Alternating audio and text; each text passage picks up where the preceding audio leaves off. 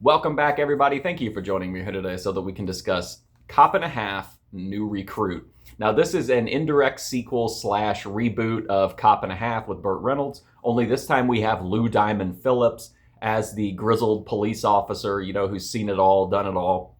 He's trying to catch someone known as the Badge Bandit, and it's someone who's kind of pranking and embarrassing the police. It's not really like, dangerous high level crimes, but it's definitely like building and it's embarrassing, and he can't seem to catch a lead. He actually gets interrupted on a stakeout by a young girl who is really nosy, like, she's the hall monitor, narc type.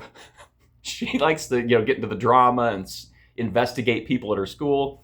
And she ends up meeting up with him, and she actually has some evidence of, visual evidence of some of the crimes. And so she ends up getting partnered up with Lou Diamond Phillips to investigate the crime. Now, I actually like Cop and a Half, the original, because I thought it was just a really wacky, ridiculous movie.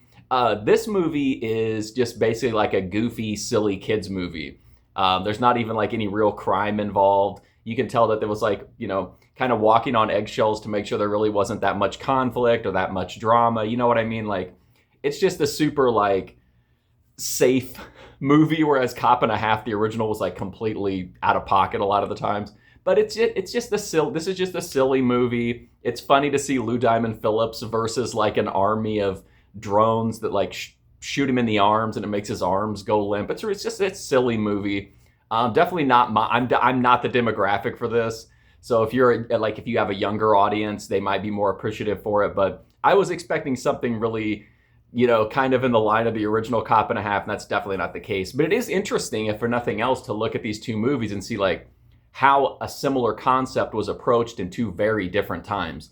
And I think that while Cop and a Half New Recruit is definitely more palatable to a mass audience, I think Cop and a Half, the original, is a better movie and is more interesting. And yes, it's weird and maybe even creepy sometimes, but I just think it's overall a more entertaining and ridiculous movie. But anyway, Cop and a Half New Recruit wasn't for me. I thought it was kind of like a watered down, overly, I felt like there could have been some stakes here. There could have been something a little more interesting. But if you got a younger audience that's interested in it, and you're just trying to help Lou Diamond Phillips out,